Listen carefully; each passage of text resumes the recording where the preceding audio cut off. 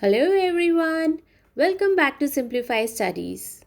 Well, today's module will be in two parts. In this module, we will study about the huge central plateau of India and some states that lie in this region. But before I start with today's session, just look at this India's map. What a large part of India the plateau region covers. You can see in the map that Indian Plateau region lies to the south of the Great Plains and the dry western areas. It has different names in different parts. The Malwa Plateau, the Chota Nagpur Plateau and the Deccan Plateau. The word Deccan comes from the Sanskrit word Dakshin, means south. So, the Deccan Plateau is the southern plateau. Just have a look at the map. The Deccan Plateau lies in the V of peninsular India and is almost completely surrounded on three sides by rugged rocky hills. These are Vindhyas and Satpura ranges in the north and the Western Ghats in the west and the Eastern Ghats in the east. The map also shows you the Nilgiri hills of South India. I request you to take few minutes to find all these highlands in the map. The vast plateau region is not the same all over. Some parts are quite low, while others are higher. In some parts, it has huge rocks and boulders. These grey bare rocks form interesting shapes against the sky. For example, just look at this one.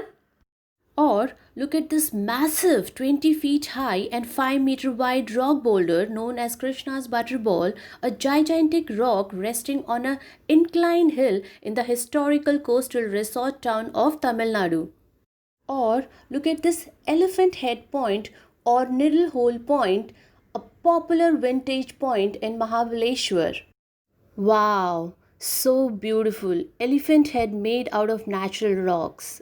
Isn't it beautiful? Nature's beauty at its best.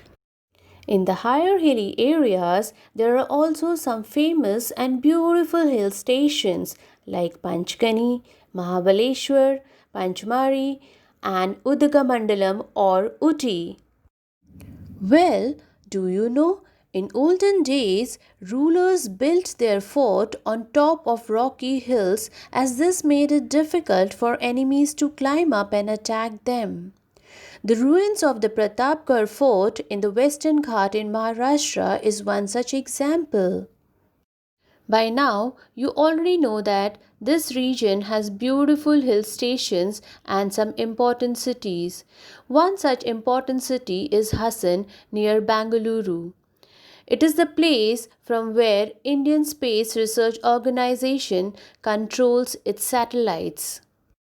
In peninsular India, the Deccan Plateau is higher in the west than in the east. We all know that water flows from higher land to lower land. This is why many rivers that start in the Western Ghats flow across the plateau to the east and empty into the Bay of Bengal. Four such important rivers are Mahanadi, Godavari, Krishna, and Kaveri. But unlike these rivers, some other rivers of the region, the Narmada and the Tapi, flow from east to west. They rise in the Vindhyas and Satpuras and flow down to the Arabian Sea. It is very interesting to see large rivers like Betwa and Son that start in the northern part of the plateau region flow northwards to the lower land of the Great Northern Plains. They join Ganga or its tributary. Some well known cities in the plateau region are Ranchi, Bangalore, Pune, and Hyderabad. The summer in the entire plateau region is quite hot. This is because the region is very rocky. The hot summer sun bakes the rocks and the heat given out by them makes the surrounding areas very hot.